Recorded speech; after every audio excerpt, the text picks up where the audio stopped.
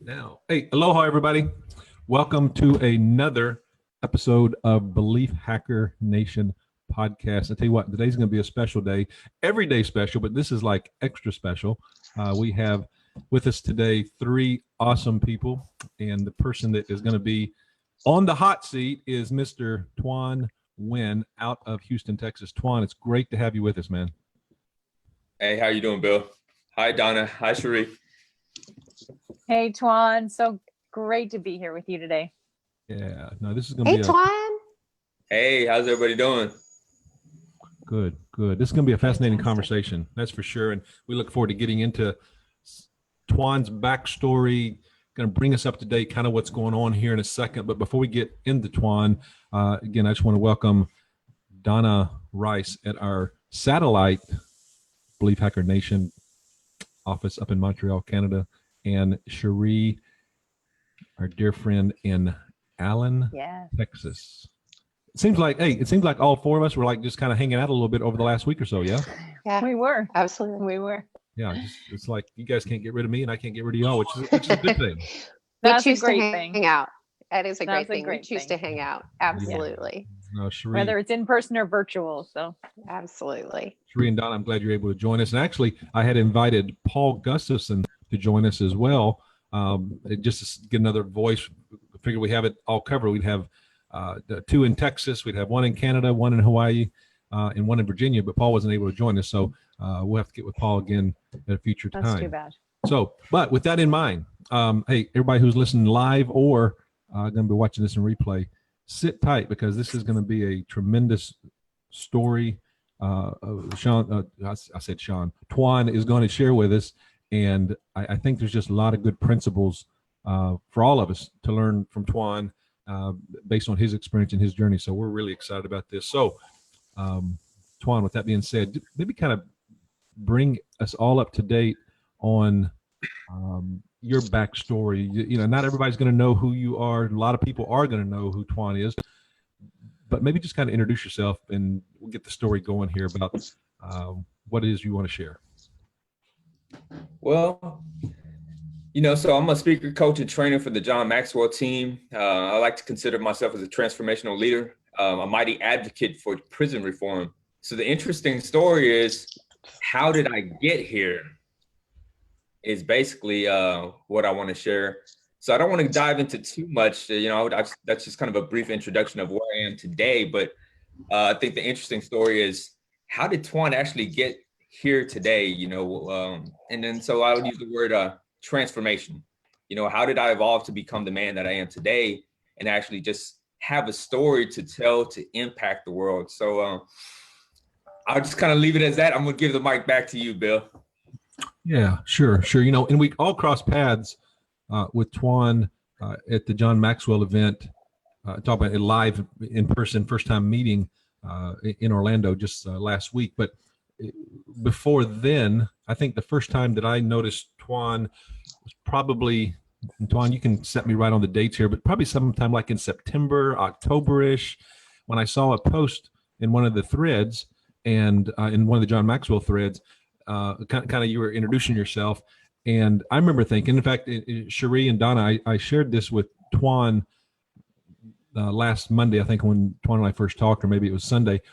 I remember the first time I saw Tuan posting, my response was, again, because on the internet and groups, you don't know the whole backstory of somebody, so you don't know what's legit, you don't know what's scam, you don't know what's truth, what is there a game being played.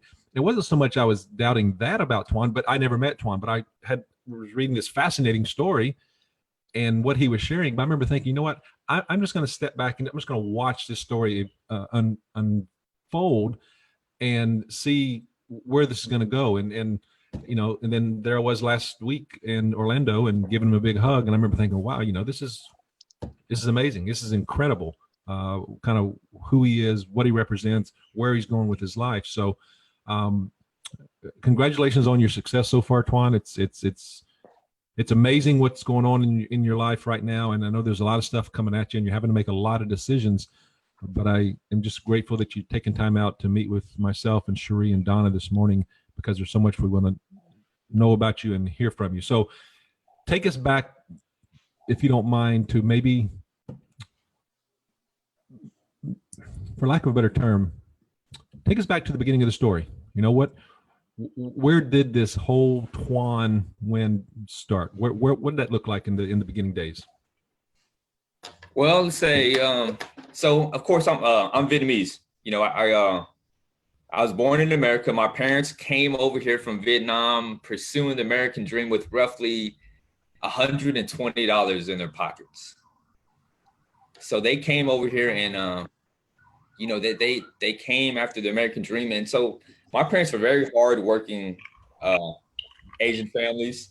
Of course, they worked well with their hands. So of course they had a hair and nail salon, kind of typical Asian, you know, so, but I mean, I grew up in a very decent household. I think the one thing that I lacked was I didn't have any leadership in my life. So my mom and dad they thought that just providing finances and just supplying food and a shelter, a roof under my head was a way of just raising me properly. So of course I was raised up in a very high performance household. You know, something in our Asian culture is you got to be successful. You got to be successful. You got to be successful. So that's how I kind of grew up. You know, I often find myself playing the comparison game. I don't know if anybody can connect with me there. You know, that's called living the American dream. Right. And man, I think in our Asian culture, it's a lot even harder because you know, I remember growing up and my mom used to always you know, such and such a son is he's a doctor, he's graduating, he's a dentist, he's a lawyer, and such and such.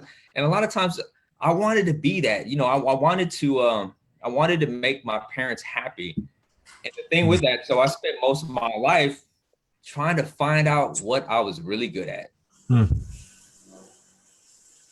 So I never really cultivated a dream because everything was based on borrowed belief.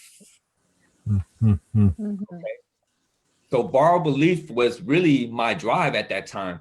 So you place myself in a certain environment or around a certain people, I would perform really well. But then what happens when you take yourself out of that environment? Well, guess what? I realized at an early young age, borrowed beliefs could only take you so far. And so there's a saying that says, you can't travel without until you first travel within. What does that really look like? And so I experienced that as a child growing up, where I was always trying to please my parents because I thought that was the right thing to do.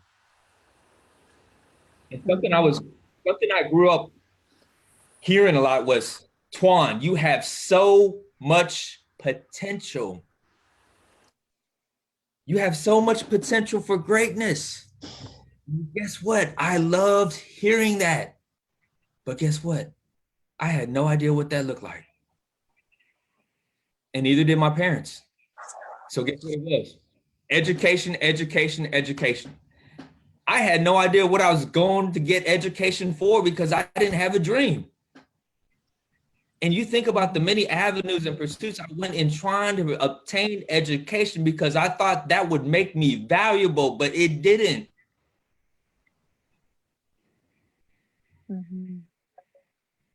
You think about that. You think about as parents how how important it is to help a child cultivate their dream, and then the education makes sense then because now I need the education to fulfill my dream. But I was never asked that in the beginning. It was always, hey, look, if you do this, you're going to be successful. If you do this, you're going to make money. And so that was my mindset as a child growing up, that, okay, I got to obtain education because that's the only way I'm going to survive in this world. And I realized that I was trying to find significance in all the wrong things. And growing up, I had no direction. I mean, I had a great support system.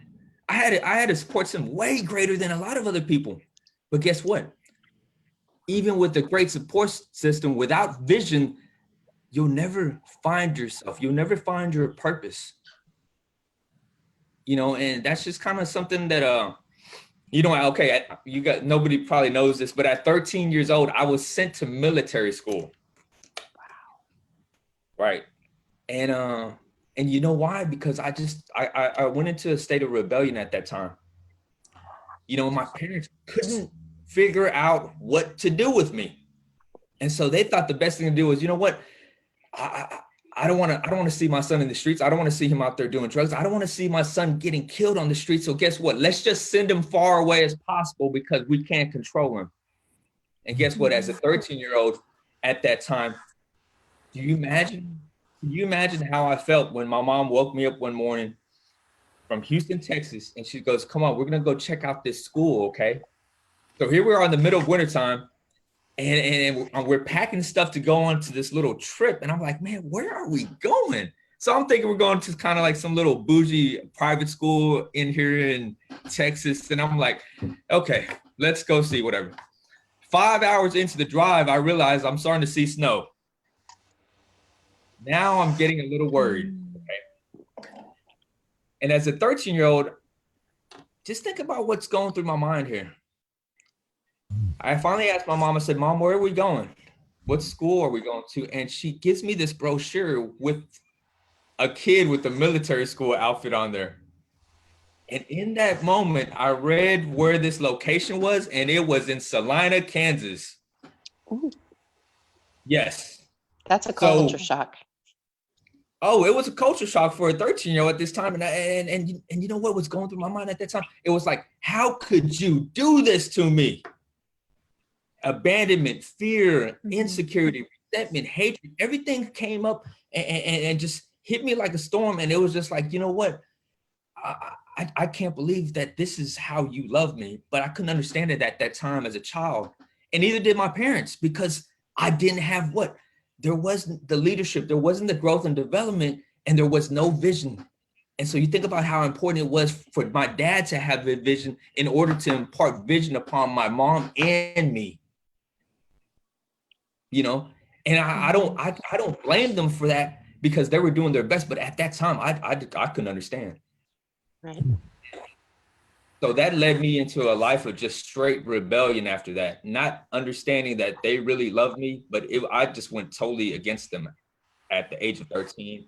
And of course, that led back to just me just resorting to just other influences in my life because I lost respect and value for them because of that damaging moment in my life.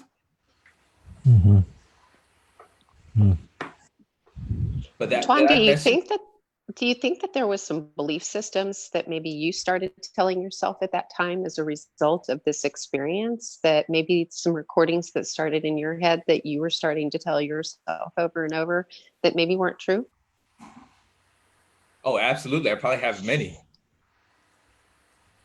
You know, I had many false beliefs at that time, and who was there to coach me out of them? Who was there to help me identify that these weren't these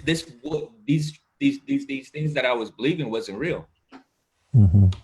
So where did you look for validation at that point when you were away at school now? Your parents weren't there. Where did you go for some sort of validation during those moments? Well, that's when I first got a little glimpse of leadership potential in military school. So I began kind of thriving at an early young age, and I was placed in, squad leader and platoon sergeant positions as I was kind of just growing up, and I started seeing that I had the ability to persuade people pretty good. Mm-hmm. So they started listening to me, and I never knew I had any of these skills though. But just keep in mind here, as I'm growing up, I still never recognized what potential looked like. Mm-hmm. So I would never really be able to hone in on my strengths or identify my weaknesses here. So you think about just going through life, living by default, whatever comes my way, still had no vision, So Tuan, how long were you in the military school for? I was in military school 2 years. I got kicked out of one school, then got sent to another school, got kicked out of that one also too. And then by that time, my parents were like, you know what, we're giving up on military school. Because military school costs money. It's not cheap. Mm-hmm. It's not cheap at all.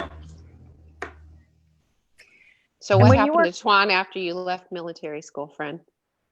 Okay, so this is probably this is part of the story that starts getting interesting.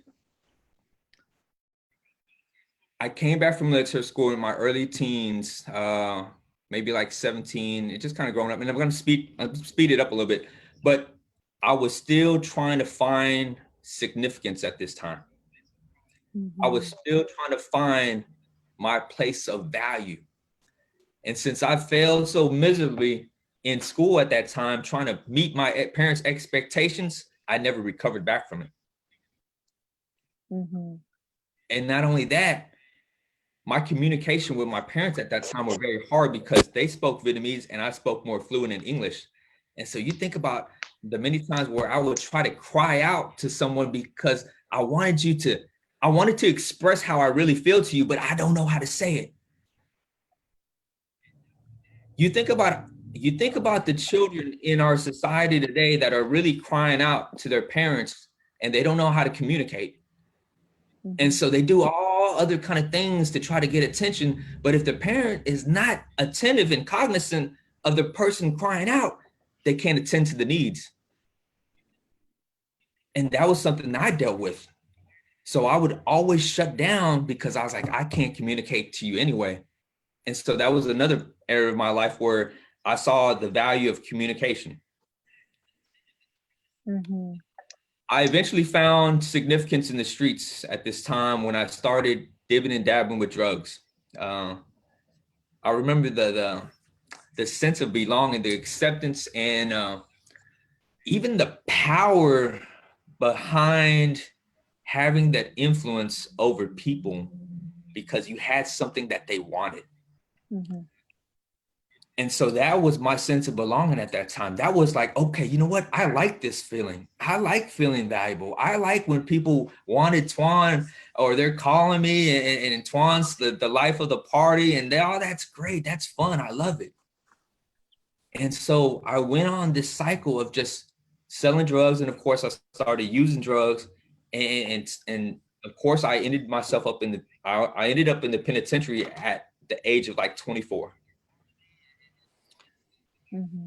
Nothing really changed at that time. You know, I just knew I had got caught.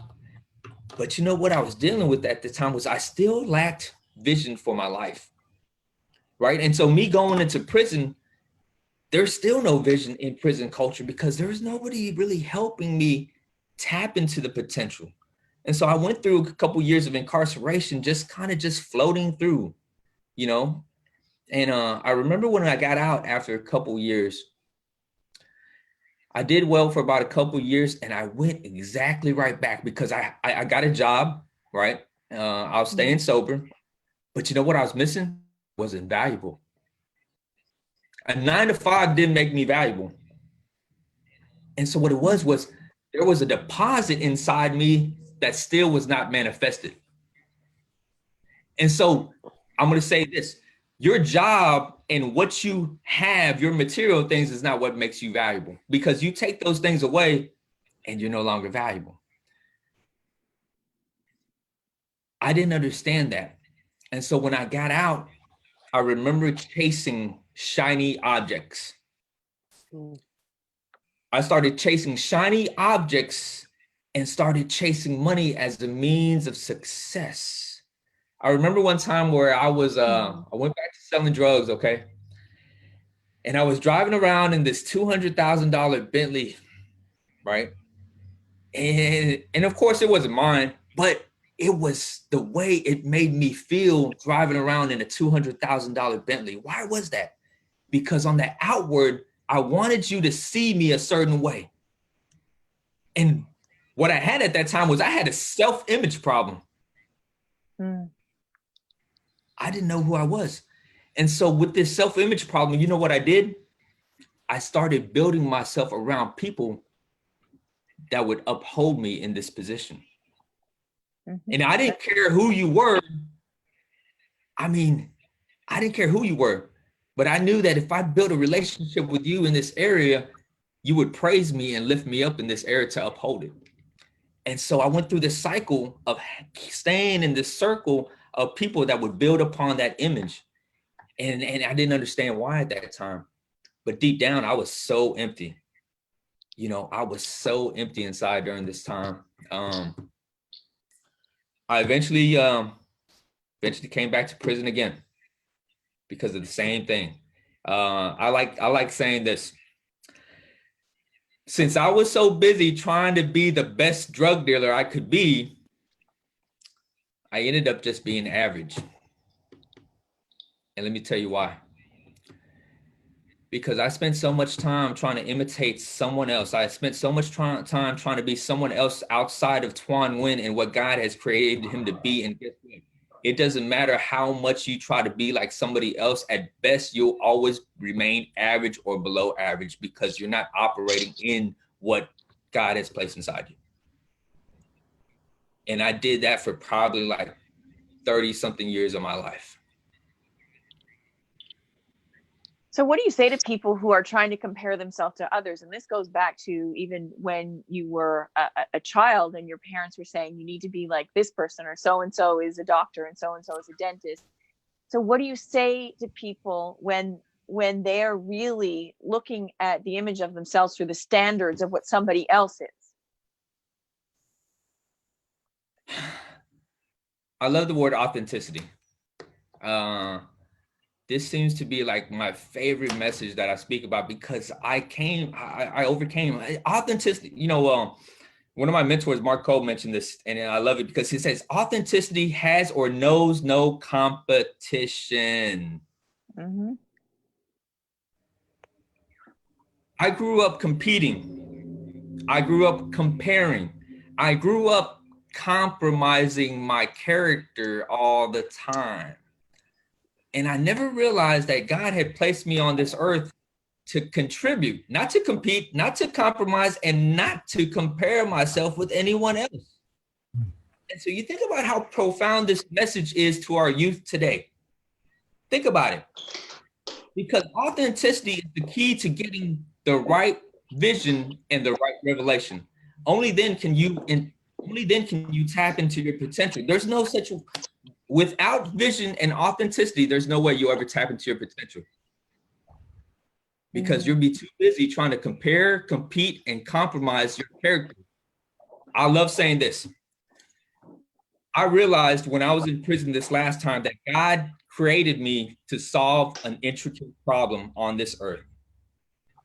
I'm not here just by mistake. I'm not here by accident. God has placed me here because I'm here to solve a problem. And the gift that I have inside me is used to solve a problem. But for so many years, I spent my time becoming a problem. So I was a victim of change versus becoming a catalyst or an agent of change.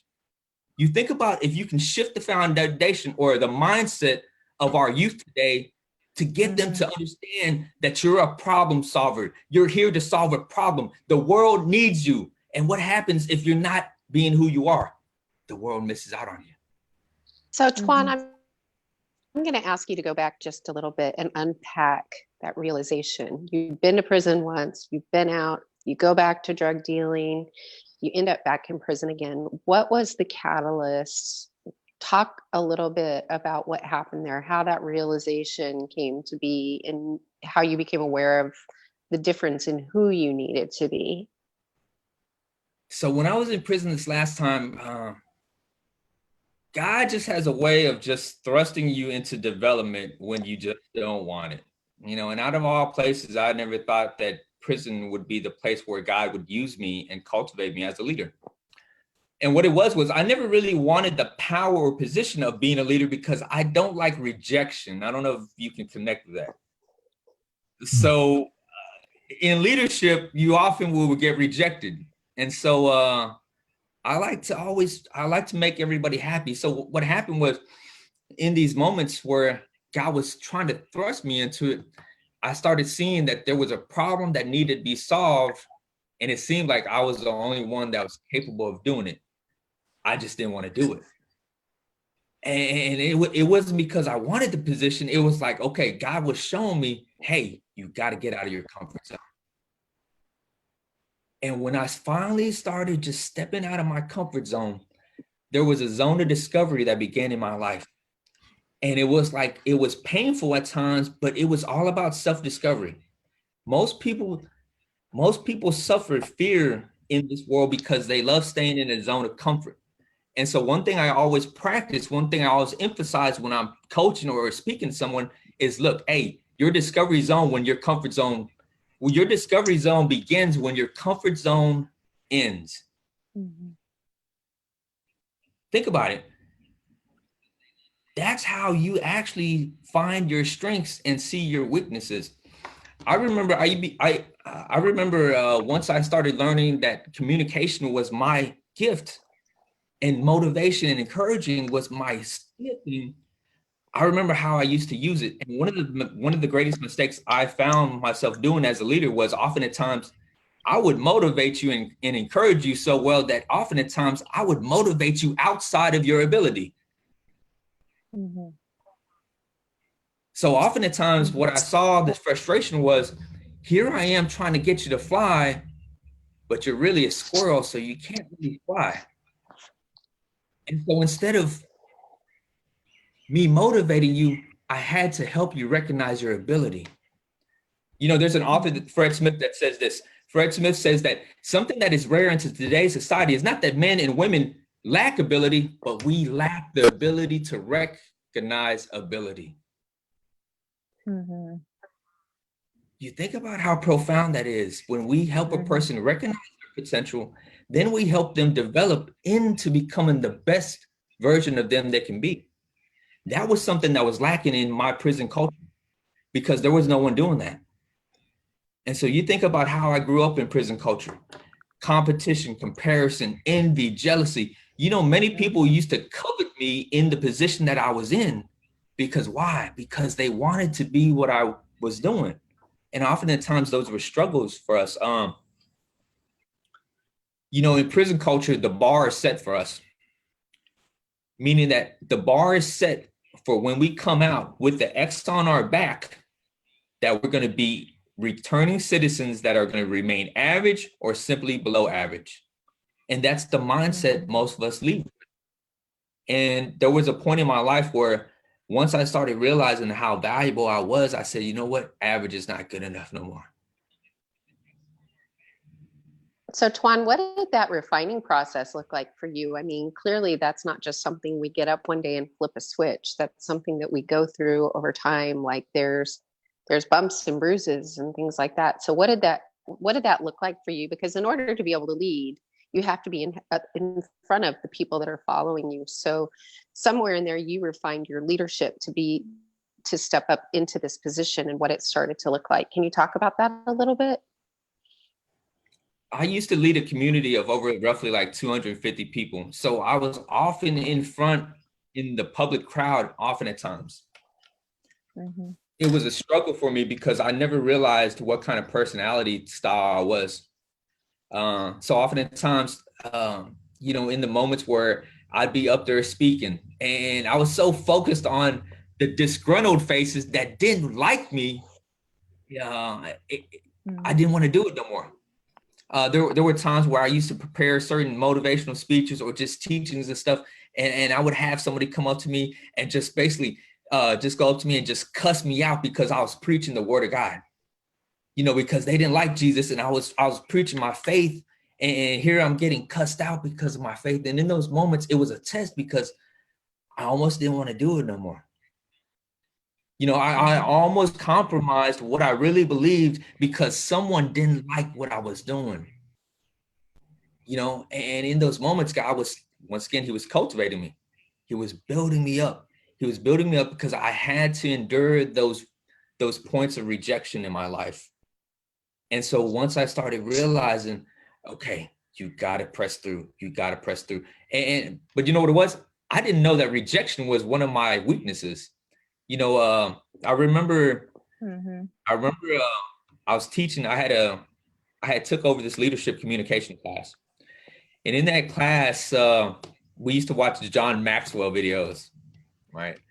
And so there was a time where as I was just learning from John, I was reading his books and I started realizing, I was like, wow, like this stuff really makes sense.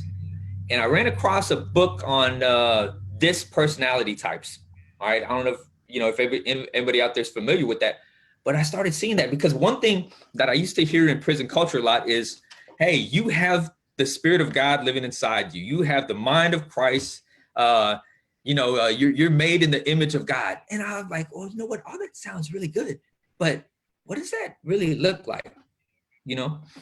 And what it was that was what everybody tells you, but I still have a personality. I still have a personality that's different from you. And when I started really studying and learning how to assess personality types, I started seeing something different. And when I started teaching on this, I was like, okay, now we're getting somewhere, because this is what you are.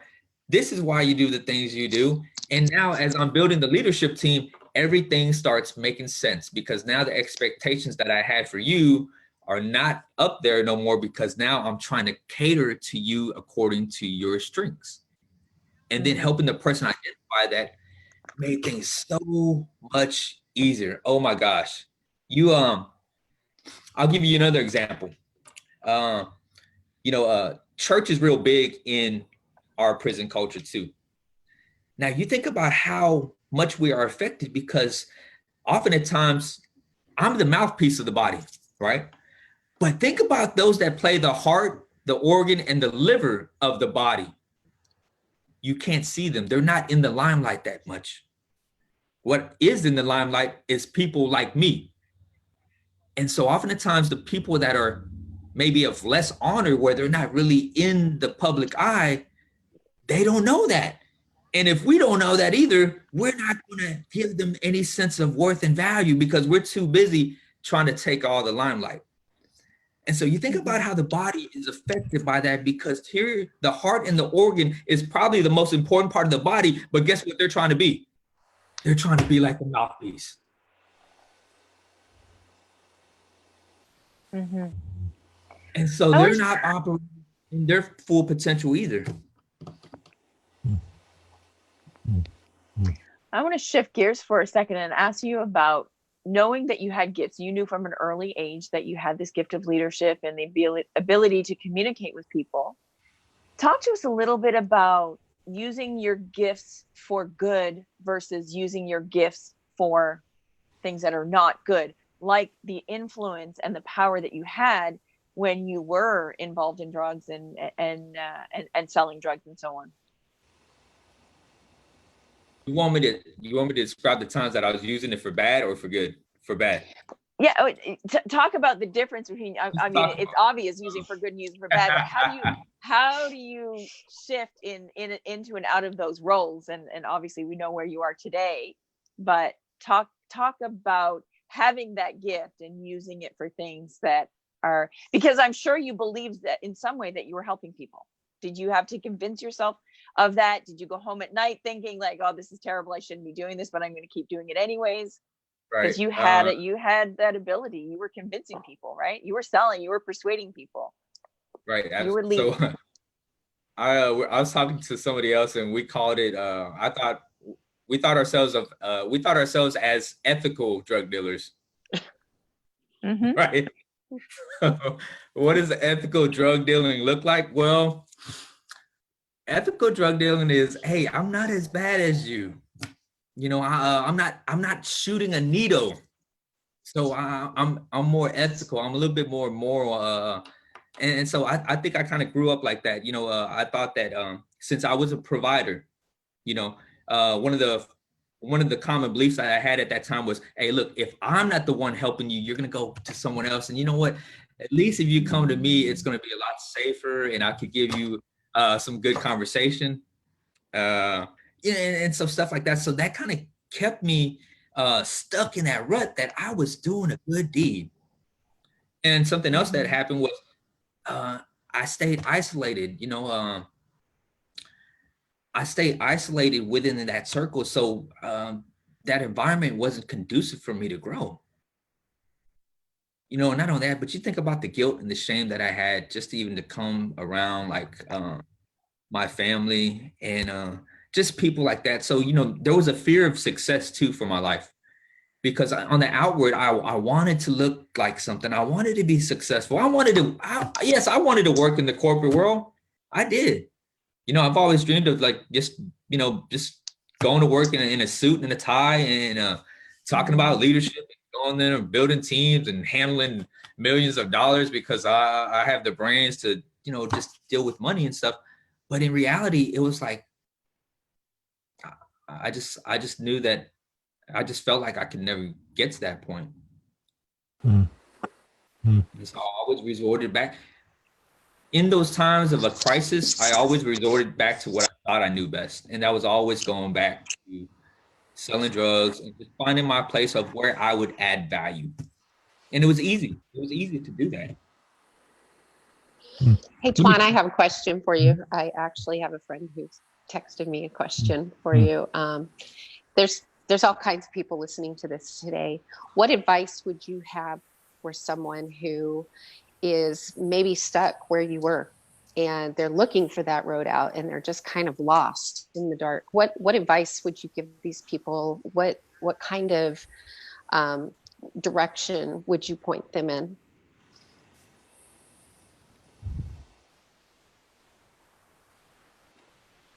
That's kind of a tough question. Sorry. Well, it was tough because I didn't go to prison just one time. I went to prison 3 times. So I don't like really telling that part of my story, but that's how I became the person I am today. And it's just through those broken parts in my life of just God just allowing me to be broken down. And I wish there was just a quick fix. I wish I could just say a quick prayer and to say the right things to just help someone break free from that. But the one thing that really helped me out the most in this past incarceration was when I cried out to God and I said, Lord, I don't want to go back to prison no more. I was a very influential leader at that time. I was doing a lot of great things and everybody looked up to me. And one of my greatest fears was, I don't want to go back to prison no more. Unless I come back to volunteer, to teach, to train, to lead, I don't want to come back. And in those moments, I was crying out to God and I said, Lord, and I hated asking him this. I was like, do I have a drug problem? Is that what keeps me going back? Because I never wanted to identify myself as a drug addict, but I used drugs, right? But I always justified it. I always kind of sugarcoated it a little bit because I was the one selling the drugs.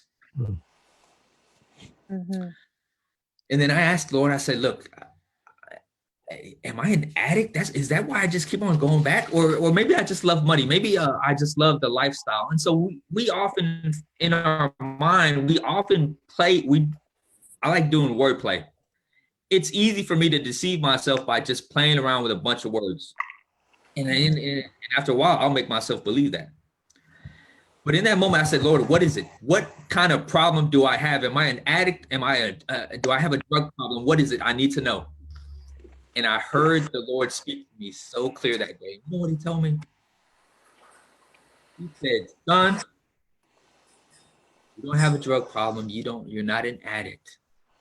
What you do have is you have a self-image problem. And still don't know who you are. And in that moment, it was so profound for me. That simple truth that he spoke into my life right there just literally shook my whole foundation. Because instantly in my mind and in my heart, in my spirit, it was like, oh my gosh, it was that easy. It was that easy for me to come to that point where I'm like, hold on, I'm Tuan Nguyen and I'm a child of God. And guess what? I have no business doing drugs or selling drugs. And that was just the simple truth of it. And I don't know what to tell somebody where they'll get to that point.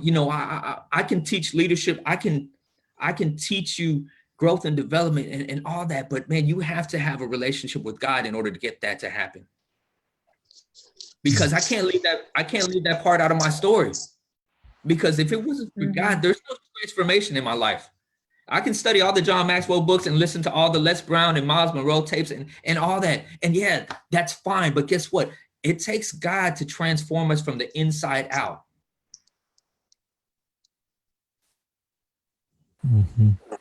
Did you ever have the opportunity to go back and help someone that you might have, and I'll use the word hurt, right? Or affected or impacted in a negative way in the past? Have you had the opportunity to go back and help someone? And can you tell us a little bit about that? Have I had the opportunity to come back to prison to help somebody? No, go back to somebody, whether, inside of prison, outside of prison, and help them. Someone that you have impacted negatively in the past because you were selling them drugs, or you were supporting their habit or influencing their habits. Have you gone back to help change somebody's life for the better after you realized? Yeah. So actually I did. I had an opportunity the other day. So, my environment makes a big difference to me. So one thing I did give up was I totally forsaked everybody from my past. I have a totally whole different family now with John Maxwell team. And I have so much support from my family and everything else. And so I said, you know what? I made a conscious decision. You know what? There's no reason for me to go back. Not everyone can come on this journey with me. That's and right. so I was kind of like that guy that, I want everybody to come with me. And I found out real quick that not everybody wants to go with you, Tuan. Sometimes you got to leave where they're at. They have a choice and you can't force them. So your best thing to do is pray and leave them up to God. I ran across a friend of mine that reached out to me, and he saw my Facebook, and he was like, holy crap, like this can't be the Tuan I used to know. Because you think about my transformation in 5 years. And so he's seen me at the John Maxwell conference, and he's seen all the things I'm doing, and he's seen me on the main stage, and he was like, no, I can't believe this is Tuan. There's no way this is Tuan. So he finally reached out to me. We decided to go out and have lunch. And I remember him kind of just venting out to me about his problems and stuff. And, as I started talking to him, he was like, hey, where did you learn to talk like that? Mm-hmm. Yeah, he said, Tuan, where did you learn how to talk like you talk right now? And in that moment, I was like, what do you mean? I've been talking like this. He goes, no, you haven't. This is not you. Oh my gosh. And he goes, just keep on talking. Just keep on talking. I'm loving it. I'm loving it. And so this is like, okay, so here's my friend that, he's a guy, right? He's venting to me about some girlfriend problem, but here he is. He's like, oh my gosh, keep on talking to me. I like this. I like this. But it was cool because once again, my gift is what made me valuable to him. Mm-hmm. My gift is what made me valuable to him. So it wasn't because I was working a 9 to 5, and it wasn't because I had money in my pocket. It was because my voice, my gift was here to solve problems, and he had a need that was to be met.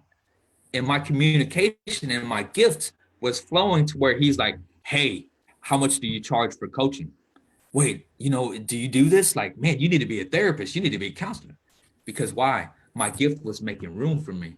So you think about how valuable that is if you can get someone to that point where it's not because I got fired from my job. Hey, guess what? I'm still valuable. I still got my gift. You can't fire me from that. So I'll always survive. I'll always make it wherever I go because I know how valuable I am because of my gift. Mm-hmm. Tuan, what would you say within the prison culture, based on your journey and your experience, what would you say would be one of the most glaring concerns in your mind about what's going on within the prison culture, within the prison where you were, what you're hearing from prisons around the country, around the world? What is your most glaring concern that you say, I want to go fix that. I want to go solve that? I want to bring you guys back to the beginning of time when God created Adam. And when God created Adam, he gave Adam dominion over all the earth. He entrusted him with everything. And he gave him work to do.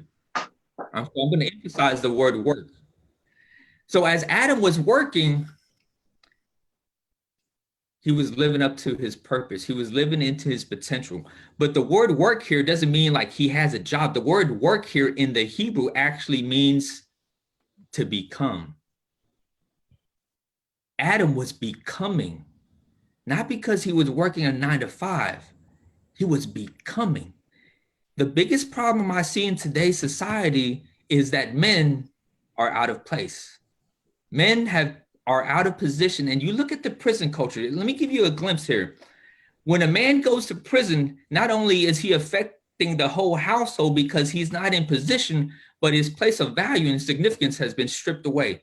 Not because he's not there, but because he's not living in fulfillment. When a man goes to prison, not only is he stripped from his respect, but he's also lost his manhood. And the woman that has been anointed to be his helper, imagine how frustrating that is for the woman to try to help a man that won't move. Think about it. The woman was placed by a man's side to help him with his work. When a man is out of place, he's not becoming. Even if he's working, does that mean that the man is becoming who God created him to be? You think about how our world is affected because the man is not becoming because he's operating doing something else. You think about the children that are affected by it. You think about the wife and the woman that are affected by it because she can't properly help him because he's not willing to step into position. How many families are affected by that? Because the man's not working. And then when he gets out, he's still trying to find that place of significance. And how does he do that? Well, by that time, the woman's taking care of all the duties. And now he's still searching for his place of value. He's still looking for respect. And that 9 to 5 working at McDonald's, wherever, whatever it is, where he's going around with that X on his back, just applying for all these jobs, that doesn't seem to be valuable.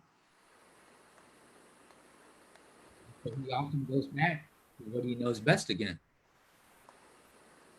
But that is one of the biggest things that I see that is affecting our society today, because the man is out of place in the household and everybody's affected by it. You see it all over.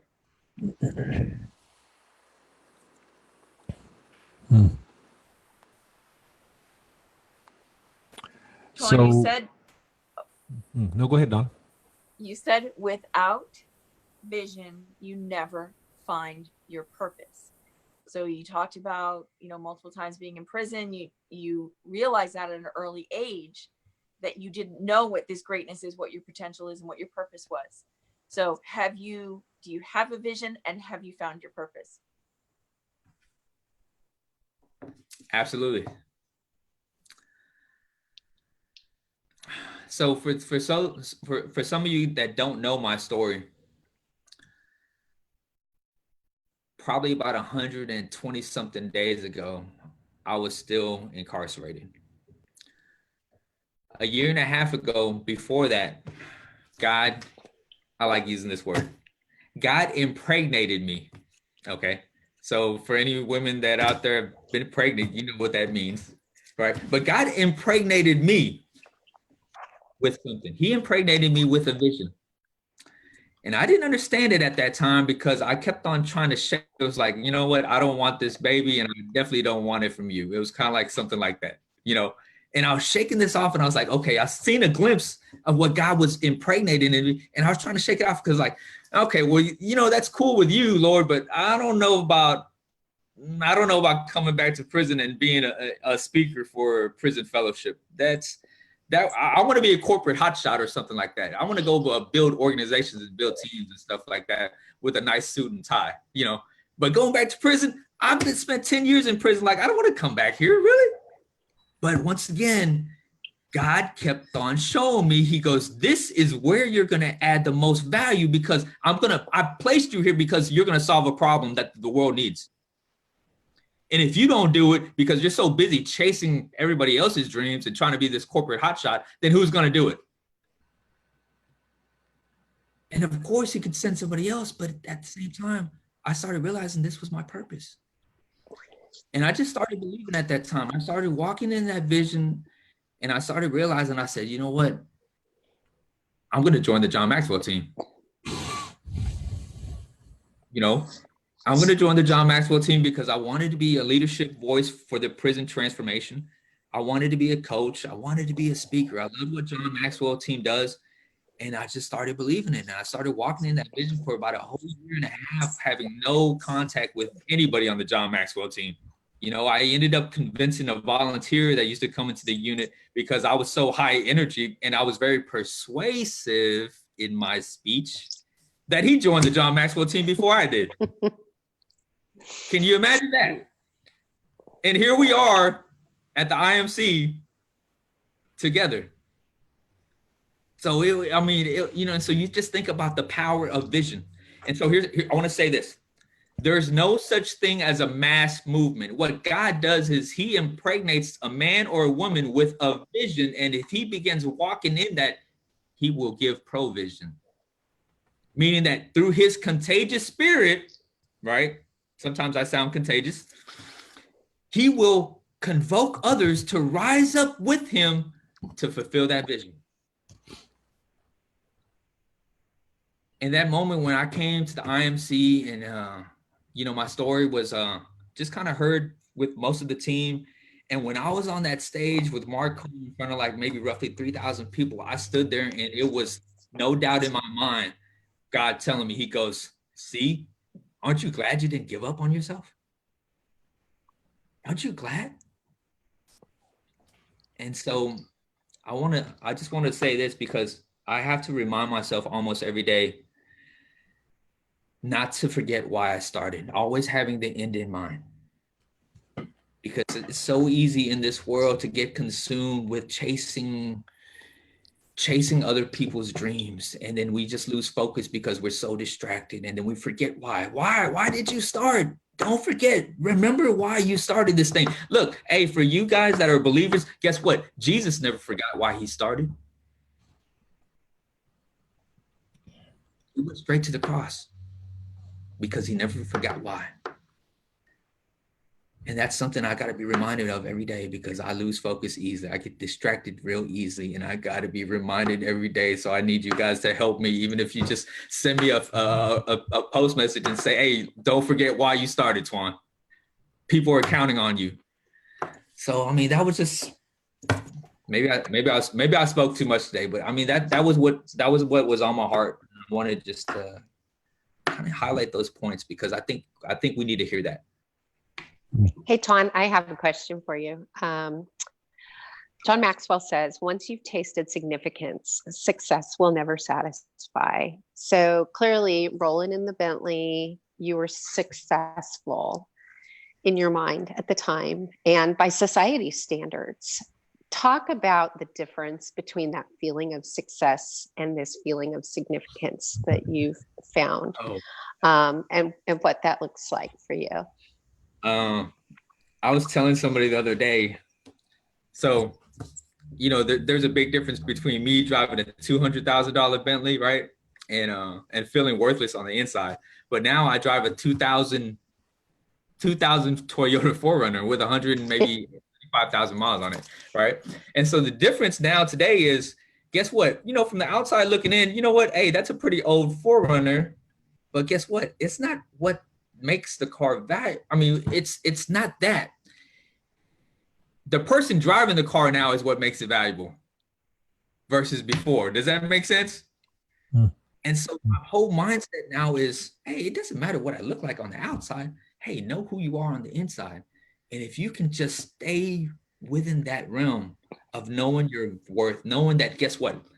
You are enough. Sheri, you are enough. Bill, you are enough. Donna, you are enough. Think about how important that is. I had a close friend of mine tell me this one day. He asked me this very thought-provoking question. He said, Tuan, how do you get uncomfortable being uncomfortable? And I was like, how do you get uncomfortable being uncomfortable? And he said, simple, 3 words. You are enough. Mm-hmm. You think about how important that message is to our youth today, to our generation that needs to know that they are enough, simply who God created them to be.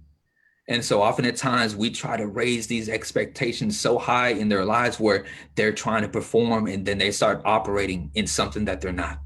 Mm. And they don't realize that until way later on.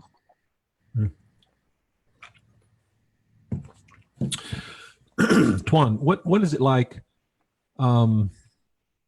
for a man or a woman? They've been incarcerated, whatever length of time, 6 months, a year, 10 years, whatever that is. The day they get released, I mean, and I'm asking this question because those of us who are totally unfamiliar with what this experience may look like and what's going on in this mindset up here, they gather their things, they go through the process, whatever that is. It looks like when you're checking out and you're getting your marching orders and now you're a free person, you walk outside that gate. We've seen it in movies and don't know what it really looks like in real life. And all of a sudden there you are. And now the world is before you after being separated from the world for so long. What's going on in the person's mind there? And what does the prison culture or officials do to help prepare somebody for that exit strategy? Most prisons have a re-entry system that they are working on right now. And so, of course, that's something that's big right now in just prison reform is just re-entry. So we have a lot of prison ministries that are operating with churches and stuff like that. They'll have transitional homes. They have like rehab facilities and stuff like that, where it gives them a place to follow up. And then there's discipleship programs too once they come out. And so there's a lot of programs that are available in helping a person re-enter into society, but there's just not enough. You know, I'll give you an example. I had a friend that was locked up for 44 years, right? Ooh. 44 years. Just think about how hard it was for him just to look at a smartphone. You know, you think about, he doesn't even have any family left. You know, so how do you prepare someone like that to enter back into society? Isn't he institutionalized? You know, and you kind of think about why men and women come back so easily, because sometimes it's easier just to go back and get free room and board. Mm-hmm. Mm-hmm. Because it's not easy coming out. You know, prison culture often at times can handicap you because, you know, you have a system, you have structure, you know, when to get up, when is breakfast, what time is this? But then when you get out here, it's like, hold on, there's nobody waking you up. There's no one telling you when you can go to bed. You're not prepared to deal with the world and how fast it is. And so you see, there has to be proper follow-up. But once again, I'm gonna say this again, that the one thing that I saw that was lacking in prison reform was the lack of leadership and growth development. I used to watch hundreds of prison ministries come in, okay? You will have deliverance ministries, you will have speaking in tongues, you will have healing ministries and all that. Well, guess what? Let me remind you that the children of Israel saw more miracles than anybody else in this world. And guess what? They still cursed and they rebelled at God. Where was the transformation in the miracles there? And so you think about all the ministries that come in and pour into the system that don't properly follow up on us. I mean, has the recidivism rate really changed since then? Really not, you know? And so what it is I really see that we need more in prison transformation. There's more education that can be used in helping prison ministries come in and effectively learn how to help inmates, because there's a lot of teaching and there's a lot of preaching, and that's great. But guess what?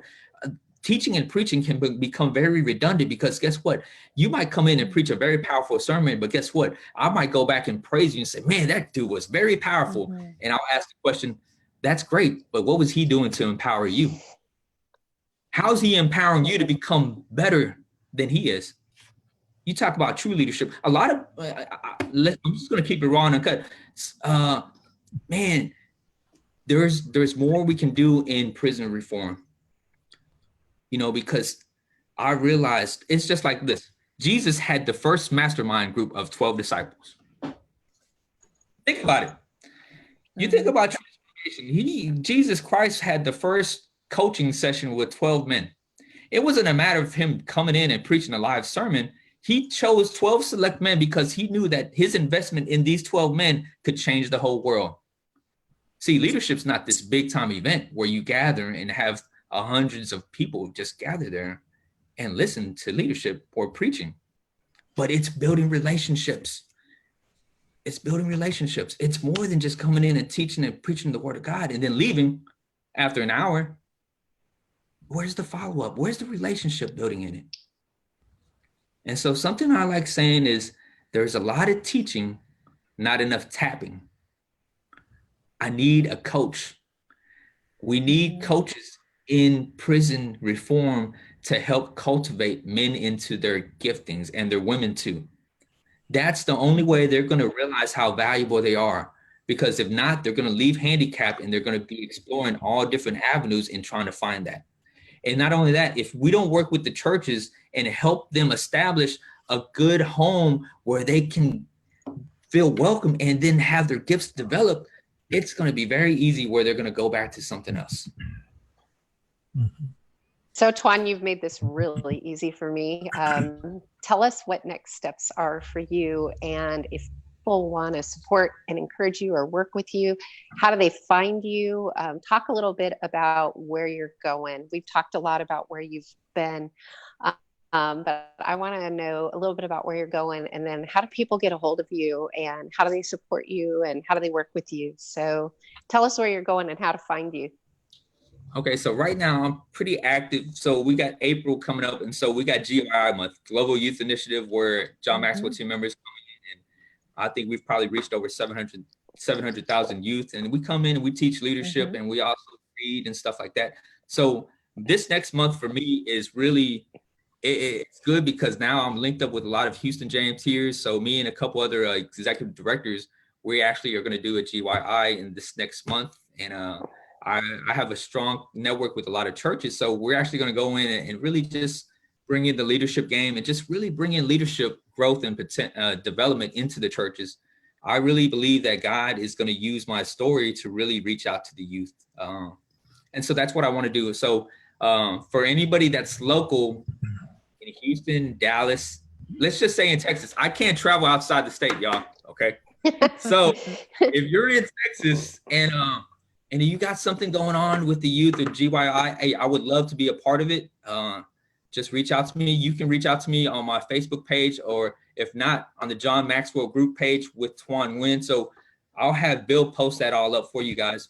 I also have my Instagram, which is intentional121. One thing I did post earlier on my feed was I'm offering today free coaching sessions. So the promo word, if you actually stayed on long enough, was I want you to email me through the John Maxwell Group Tuan Nguyen page, and I want you to go on Belief Hacker and like the page, because we need your support also. So I want you to do that. And here's the promo word, okay? So if anybody knows someone that wants to just be a part of a virtual seat of what I'm doing, I got some upcoming mastermind groups that I want to really get launched. So the promo word is I want to be intentional. And so just send me an email that's saying, hey, look, I was on the podcast today. I want to be intentional about my growth. Can you help? So I'm going to probably pick about 30 people, and I'm going to offer some free coaching there. So that's how you can reach me. Tuan, how long will it be before you'll be able to travel outside the state? What does that look like? Is it a year? Is it 2 years? What is that? What's the plan? I can travel outside the state with permission, just depending on what that is. Okay. Well, it sounds like you've got some great connections going on now. Pretty incredible. Let me ask I don't think it's an awkward question, but it's got to be something that is going through some people's mind, especially those who have known the old Tuan, right? The old Tuan, back in the day Tuan, right? Driving around in the Bentley, shucking and jiving and cracking and smacking and all the things. What would you say to those people? Excuse me. Back in the day Tuan, that would say, I'm getting a little bit of feedback. I'm not sure if it's me. No, I think it's all clear now. We're good. We're good. What would you say to people that would go, all right, Tuan, yeah, hey, I really know who you are, man. Don't give me this nonsense. Nah, Tuan, he ain't gonna make it. Nah, Tuan's he's not gonna stay on this trip he's on right now. He just blah, blah, blah, blah, blah. What would you say to those people, Tuan? When you've experienced transformation, we know you have. We're believers in you, all right? Realizing that you're a man just like all the rest of us. You're human. But we've seen evidence that you're the real deal. But there may be those people in your past that are going, nah, that ain't Tuan. What would you say? How would, besides living this out and watching you consistently, what would you say to those folks? Honestly, there wouldn't be too much I would say, because I don't really feel the need to convince anyone anymore. Maybe back then that used to be a priority for me to try to defend myself and tell you that, hey, look, man, I need you to know that I'm not going to go back. But, right now, my confidence level and where I'm headed, there's nothing you can say to just take me from that. One of the things that people feed from me is my confidence level now. It's like, it's almost kind of contagious. And sometimes I don't even realize that. But it's just the honest truth. It's like, I just really feel comfortable in being who I am today, and nothing can take that away. There's so much freedom in that.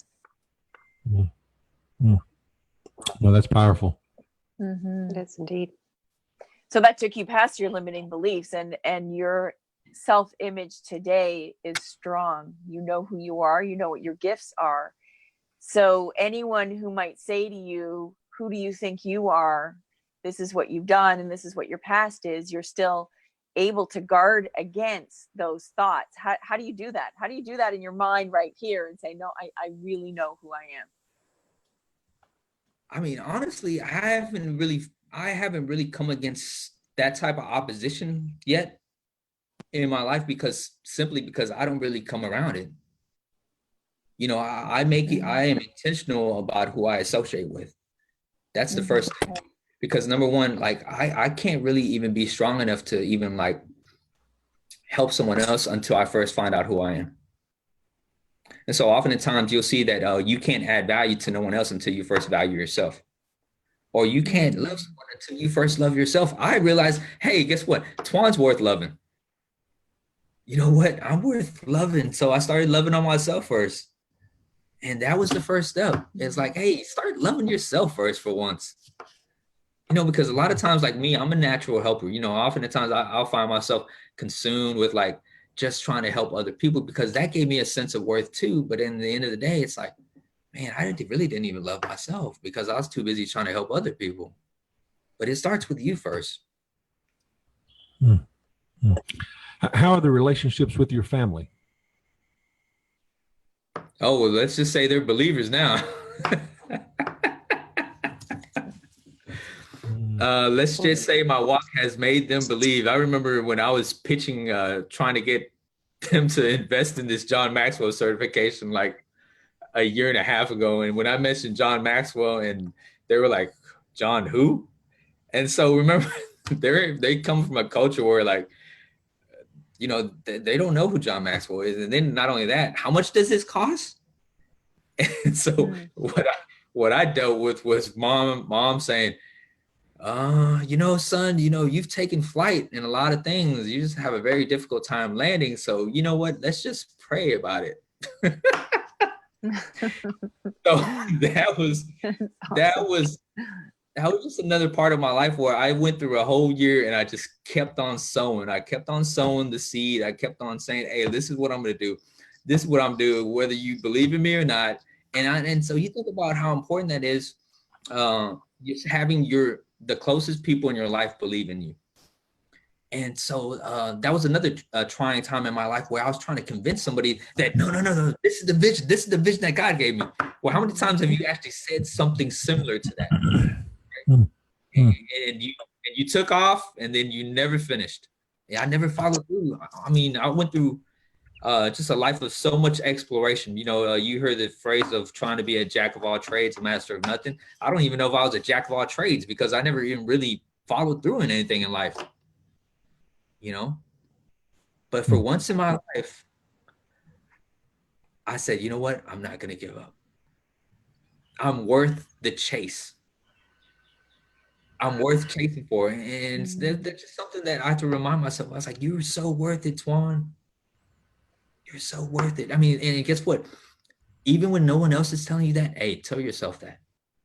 Because it's what you tell yourself that's going to drive you more than anything. Because there's not always going to be people around to give you the affirmation and lift you up and encourage you in those times, in those seasons where, you know, you need it. But tell yourself that. You're the number one motivational speaker in your life, and you got to keep on speaking it. And I just realized all these, this year and a half, as I just kept on speaking and speaking and speaking the vision, casting the vision, I started really seeing that God was a provider. Absolutely. Well, I know that when you took the stage with Mark Cole in that final day, and during those brief moments, you know, what you shared in those, you know, less than 5 minutes or so, you know, was riveting. It was encouraging. It was inspirational, and you impacted so many people with such few words in that brief period of time that it made it, in my mind, one of the most memorable segments of the whole conference itself. And from what I've heard from many people that have been coming to John Maxwell conferences for years and years, say it was one of the highlights of every conference. I mean, of all of them together, they'll never forget that. And that speaks highly of, you know, how God was using you, creating your story, allowing you to experience the journey that you've been on, and then to have that stage where you said you had envisioned it year and a half ago. That was no doubt in your mind. That's where you were going to be.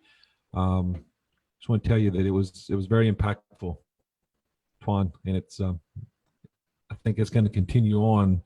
It's going to be part of your legacy years on down the road when where all three of us are going to be able to say, "Hey, we were in the room, right?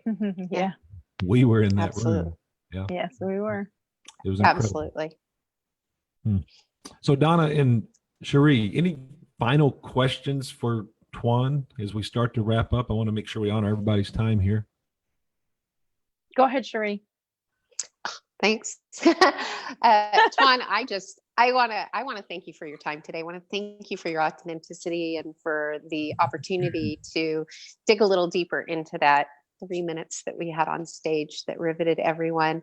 You know, I would like to just say that, you know, I would love to continue to support you. We'd love to have you back and, you know, continue to grow this thing. So, you know, I'm in Texas. We start in Texas, if that's where you can be. I know that there'll be a lot of folks that want to join us. And so I want to thank you for your time today. I didn't have another question just because I wasn't ready. But I do want to thank you for your time. And I want to just honor you for the path that God's taken you down. And I don't think it's a mistake that I was asked to be a guest co-host today. And I just want to thank you so much for that. Thank you, Sheri. I have a question, and I'll share my takeaway as well, so that afterwards you don't have to, you know, we can focus on Bill and Sheri's takeaways. But for me, a takeaway, and then I have a question, but takeaway is, you cannot fire me from my gift. That is so powerful and so important, and people listen to it because so often we say, I am an engineer, I am a financial advisor, but you're not. That's what you do. It's not who you are, and that's not what your gift is. You cannot fire me from my gift. Remember that, no matter what happens in your life and in your professional life, and whether it's school or your profession, never ever forget that people cannot fire you from your gift. And I would like to ask you, because we started this when you were young, and what was transpiring in your family and what your environment was. And although your parents were working really hard and they thought they were doing the best things that they possibly could for you, what advice would you give to parents right now as they're raising their children?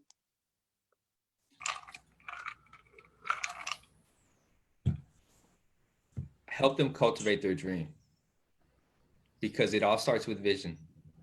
That's the only way they'll find authenticity, and that's the only way they'll find their strengths. But you got to help them get there. They don't know how.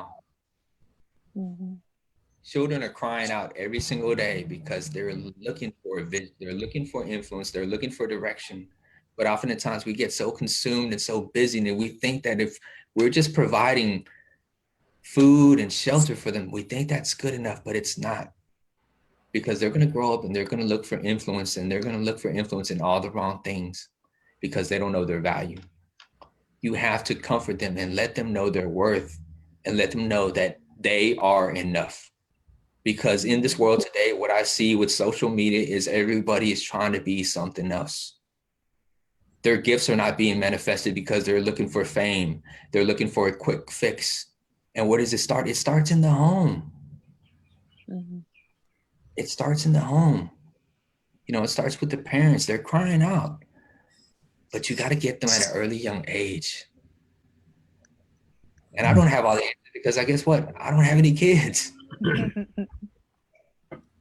But I can just say that because I grew up, you know, and I went through that, and I can see it now. And so that's why I think that that the youth is going to be a big, really big part of God using me to really just help shift this generation and just really focused back on finding out who they are. It's okay. Mm-hmm. Yeah. Sheri, biggest takeaway? One of the things that you said, authenticity is one of my favorite words, and you just can't compete with authenticity. I think that you're right in that there's this compare thing that happens today, and you're trying to keep up and you're trying to be all of these things. And so just that you can't compete with authenticity. And so stay true to who you are and what you were called to do. And I think that the doors will open, and we're seeing that in your life, Tuan.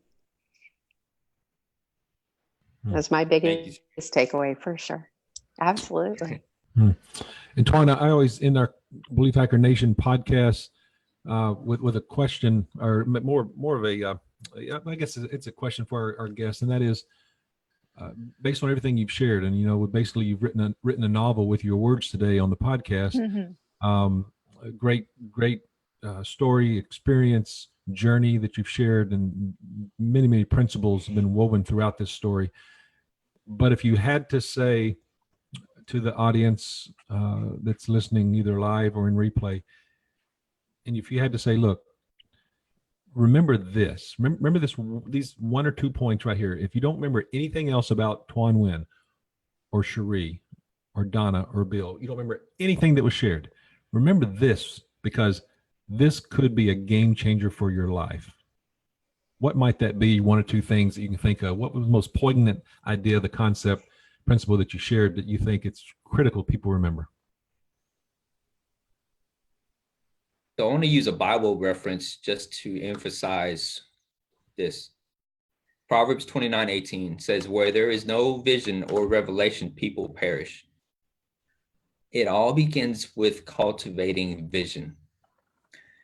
And as for me, because someone needs to hear this right now, because without vision, here's what happens. People will perish because you are not operating in why you are here. God has created you to contribute to changing the world. But if you don't have vision, you become a problem instead of being the problem solver. So it all has to pertain to having vision. And vision will bring authenticity, and then authenticity will bring out your best potential. Well said. Wow. Tuan, I think that this whole idea that you started out with by saying that we are here to fix a problem.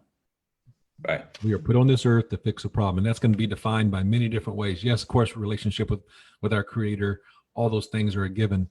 But if we're not utilizing our gifts, if we're not utilizing our talents and abilities, whatever they may look like from person to person, then you know, you're living a life devoid of your purpose and your calling and your destiny.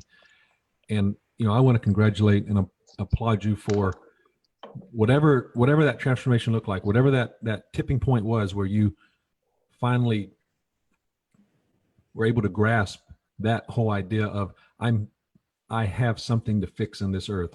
I was put here for a reason, and you're living that out now, and you're impacting lives. Right now, it's obviously it's huge already, but compared to where it's going and the ripple effect through the years on down the road, as long as you stay true to that calling, that purpose and destiny, which I have no doubt you will, you're going to influence untold millions around the world. And I'm very grateful that when you came off that stage a little over a week ago, and I sent you by the time you sat down, pretty much you had a message from me, right, on your phone in Messenger. Right. And I was saying, hey, here's the table I'm at 525. Make sure before you leave this room, come back here so I can give you a big hug, because we got some conversation to do. And here it is now, March 23rd, and we're having this conversation, and you are impacting the three of us in indelible ways, ways that you have no idea about. And I'm sure that's the same truth for many people who are listening right now. So appreciate you sharing time with us today, giving us the backstory, because I think that was so important that we hear a little bit more about that backstory, so we can have a greater awareness of just how deep the story really runs. Yeah. So very grateful for you, Tuan, and for the time you spent with us today. Thank you for having me on, Bill. Donna, thank you Sheri. so much, Tuan. Thank you so much. You blessed a lot of people today, and I know it'll have very lasting effects and a great impact for sure. Absolutely. Thank you, Tuan, so much. And just, for the people that get to do the replay and stuff like that, don't forget to reach out to Tuan, because I think this guy's got a lot to offer for the world. Yep. And we'll put all this up in the show notes, how to connect with Tuan.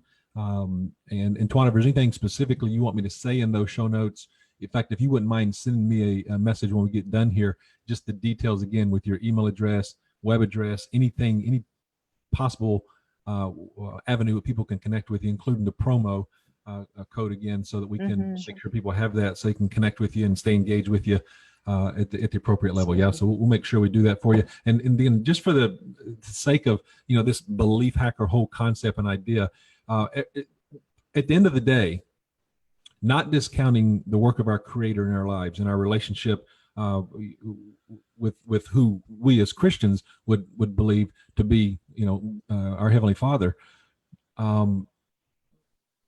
Tuan's talking about this right here. It's the same thing Maxwell talks about. It's the same thing any strong leader begins with at the beginning of their journey, when they're talking about how to impact and influence people and how to find that purpose and that calling, that destiny. It begins here.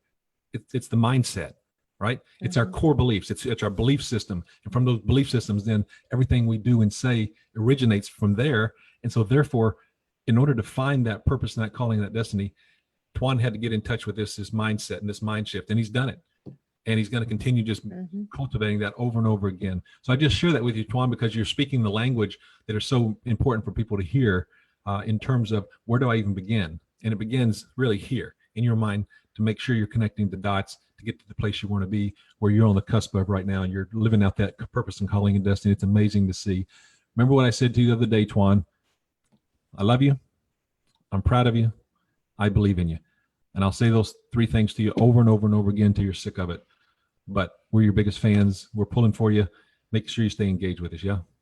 I will. Thank you so much, Bill. You bet. Thanks, You Tuan. bet. Hey, Thank you so much.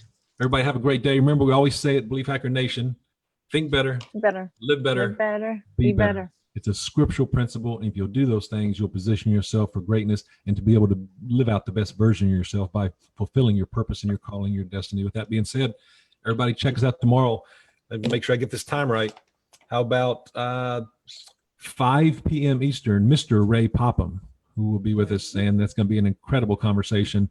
The president of the English platform with PAC through the John Maxwell team, and I'm really looking forward to that at 5 o'clock Eastern tomorrow. Tuan, Donna, I think Sheri had to drop out early on us, but we'll catch everybody on the flip side, and we'll be in touch. Take care, everybody. Thank you, Bill. Thank you, Tuan. Thanks, Much everybody, love. for watching.